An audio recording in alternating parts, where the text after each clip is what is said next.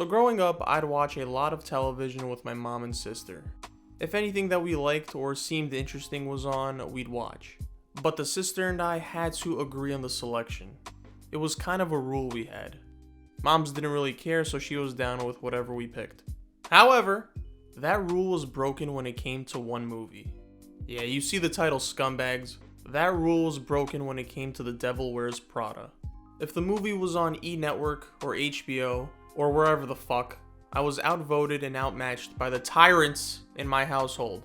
Like, it didn't matter how many times we watched it, if it was on, the channel was not going to be changed. But younger me obviously didn't want to watch The Devil Wears Prada. I wasn't trying to watch a movie about fashion and models and all that. I was trying to watch Monday Night Raw or Friday Night SmackDown. Not the Princess of Genovia working with clothes. But here I am, 10 plus years later, making a video essay on what is now one of my favorite movies of all time. You believe that? Yeah, you should believe that because The Devil Wears Prada is fucking amazing, dude. Everyone I know who has watched this film absolutely loves it, and rightfully so. The replay value is off the charts, acting is phenomenal, memorable scenes and lines. Like, this movie is just nice. Just so nice. Nice. You can watch it with anyone, you can watch it at any time, and it'll never get boring. Just an iconic film that has stood the test of time. But let's dive deeper. I got a list of things I want to talk about. So let's talk about them. Start that shit. Hall of Fame opening scene. Hall of Fame. First of all, tremendous song choice with Suddenly I See. Now, I've stated before in other vids that I love opening scenes that set the tone for the rest of the movie and or TV show. I think they're extremely important in establishing the type of story that's about to unfold. Here we see our protagonist Andrea as she gets ready for what seems to be a job interview, juxtaposed against the models of NYC going through their morning routine. All the models are putting on and trying out clothes carefully while Andrea grabs whatever without putting much thought into it. The models put on their accessories and makeup with precision while Andrea just puts on chapstick quickly. The models cautiously pick out what they're going to eat and hail cabs while Andrea gets a bagel from a store and hops on a train to work. We get a sense that the main protagonist is entering a world that she's not accustomed to or perhaps not even ready for. But we do see that our girl Andy is a bit of a hustler. You know, she moves quick. She doesn't care how she looks to a certain extent, and she seems to be prepared for whatever she's interviewing for. So based off this first scene, we know what the location is and we have an inkling of what the main character will go through. And that's without any lines being said besides good luck from Andrea's boyfriend Nate, who we'll get to, don't you worry. Andy Sachs, baby. Just a great protagonist. So easy to root for, and a big reason for that is Anne Hathaway's performance. I swear to God, bro, Anne Hathaway is such an angel. Alright, focus. Hathaway brings sweetness and charm to the role of Andy, and she's very much an underdog in this film. The one thing I love about Andrea as a character is that she's proactive and not reactive, and she very much gets shit done even if Miranda's demands are too much. She starts to look the part with the help of Nigel after getting obliterated by Miranda in the iconic cerulean sweater speech. She reaches out to Christian Thompson when she needs the Harry Potter books for Miranda's kids. Andrea is constantly moving, and not just literally but figuratively as well. And I think her struggling to adapt to this new line of work she's in at the beginning but constantly pushing through is something we can all relate to, and I think it's the sign of a quality protagonist. Miranda Priestley. I mean, I'll state the obvious here, Meryl Streep, yeah. What an iconic performance. There is a waft of elegance in the air when Miranda Priestley walks in a room. I'm talking as if I was there, but you guys get what I'm saying. Meryl has a presence in this film like no other. It's shown through the way she walks, the way she looks, the way she speaks. There's an element of soft-spokenness with her delivery, but it's type sinister because you know she can fuck you up. And if you're even a second behind, she has no problem kicking you to the curb because she doesn't have time for your mistakes or feelings. Miranda's inability to be satisfied forces Andy to constantly be invested in her job, and that becomes her main priority while everything and everyone else takes a backseat, such as her relationship with her friends, family, and Nate. There's a Whiplash-esque dynamic here between Andy and Miranda. I mean, honestly, this movie was Whiplash before Whiplash if you think about it. The supporting cast of this film is nothing short of absolute perfection. I want to focus on Emily, Nigel, and Christian for now, since Nate will have his own separate category just because I know how much discourse his character has sparked. But every supporting character here is given just the right amount of screen time, and all of them have an impact on Andy. We'll start off with Christian Thompson, a writer who Andrea meets at an event. Look, the guy's got juice, I have to admit. Dude's got sauce. But that aside, the more Andrea becomes integrated into the fashion world and a higher class lifestyle, the more noticed she is. This is a beautiful woman, so yeah, she's gonna garner the attention of hyenas like Christian Thompson. He represents this type of lust in Andrea that's planted by her newfound place in the industry where there's more attention and desire. Kind of like a devil on her shoulder type thing. In the cutthroat world of fashion where there's a lot of selfishness and ego, it's tough to find considerate and kind-hearted individuals. We know that Andy is this innocent, good-natured person, but everyone else is kind of in their own world. Very passive-aggressive, and that doesn't necessarily mean that they're bad people.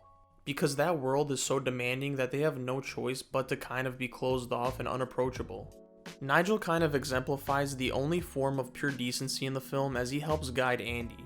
Whether it's by helping her improve her wardrobe, or giving her honest and sound advice on what it takes to make it in the industry instead of just feeling sorry for herself. And of course, we get to this superstar. I know Anne Hathaway and Meryl Streep lead this film, but Emily Blunt gives this movie additional sauce that propels it to another level. Think about it, you have Meryl Streep, who is one of the greatest actresses of all time, arguably the greatest, and you have Anne Hathaway, who at that point was a relatively well-known name. So the fact that Emily Blunt made her presence known in this movie says a lot. She's absolutely hilarious here, and her comedic delivery is second to none. I also really enjoyed the fact that even though she was tough on Andrea, she was also fair and hugely helpful. It's an unexpected pivot from how we're first introduced to her, which was a nice touch in my opinion. Hall of Fame side character for sure. Absolute scene stealer. Could make the argument that she's actually the main character, similar to Cameron in Ferris Bueller's Day Off. Nah, I'm joking. Shout out Emily Blunt though. Look, if you've watched the other video essays on this channel, you know how much I suck off New York City. And guess what? I'm gonna suck it off even more. My city's better than yours, not my problem. But anyway, there's something about New York that just makes everything feel so grand scale to the point where you think you're the main character. Like, even you walking through the city makes you feel special. And the movie does a really good job presenting that. Like, look at the Vogue scene where it shows Andy walking through Manhattan with different outfits. Phenomenal scene, great scene. And why is it so great? Well, first off, perfect song in the background. Secondly, the transitions to her in new outfits are brilliantly done, and the atmosphere of the city just adds onto it. And they use New York's most notable traits to their advantage. Cars everywhere, constant foot traffic, just so many things are moving, so automatically, you're locked in on the scene. To top it all off, Andy is at the center of all this, making her the main attraction at the moment. She is the moment. I kinda brought this up in the beginning of the vid. You can watch The Devil Wears Prada anytime and it'll never get old. You can watch it by yourself, with a friend, a significant other, or a family member. Like, it's cool to watch with anyone. Sometimes when you pick out a movie, you have to take into account the person you're watching it with, what's the mood, what's the setting, what's the weather like, bunch of external factors. TDWP, or The Devil Wears Prada, bypasses all that shit. It's in any type of season/weather movie. Funny enough, I've seen a bunch of people consider this a fall film, which I could kind of see. I don't know though, like I don't know when this movie is supposed to take place, to be honest. It's weather ambiguous. But yeah, summer, fall, winter, spring, this will be watched no matter what. Main event time, baby. The conversation. What's crazy is that it wasn't until about a year ago on Twitter that I found out Nate was such a major topic of discussion when it came to The Devil Wears Prada. To sum it up for people who might be behind on the discourse, a lot of people consider Nate to be the real villain of the movie because he becomes very judgmental, critical, and bitchy, for lack of a better word, towards Andy as she climbs up the ladder at her job. So folks have realized this over time and have just crucified Nate for being terrible to his girlfriend, as they should. Now, I want to analyze this from all angles here, all perspectives. And I don't want people to be like, oh, you're a guy, you're probably going to side with Nate. Calm down. Let's talk like the level-headed people we all are. So to start off, I do think Nate was too harsh on Andy the more she got involved with her job. He brings up how she used to hate on runway models in that specific world at one point, but me personally, if my girl found something new to kind of be invested in, even if at one point she wasn't into it, I'd be supportive, because like who cares if she hated it? This is a big ass opportunity. Because it's such a demanding job, it's important to kind of be an escape from all that for your girlfriend, and Nate wasn't. He kind of added to the stress Andrea was feeling, because now she's feeling bad that she can't be present. This is on top of her striving to be better for Miranda. So now Andrea is fighting for her life to be present for her boss and boyfriend. Lose-lose for our protagonist. So yeah, I think Nate was shitty in that regard. Now, I understand him feeling some type of way about his girlfriend being more absent. Not seeing her most of the time and not having much to talk about during the time you are together because she's focused on work can be a bit frustrating. But again, I can't necessarily blame her because of the importance of her job. But I also can't blame Nate for feeling like that. At that point though, it's on both parties to come up with a sensible resolution like adults. Nate was just too dismissive and emotional, man. Look, I know she couldn't be there for your birthday, but at least she got you a cupcake. I mean, if I got a cupcake as a consolation prize, I know I'd be forgiving. But also, things happened so suddenly that the distance between them hit Nate like a truck. And not everyone knows how to appropriately deal with that at times. I'm not saying Nate is right by any means, but just ease up on him a bit. Well, that's all I got. Devil Wears Prada is a fantastic movie, just pure quality across all cylinders.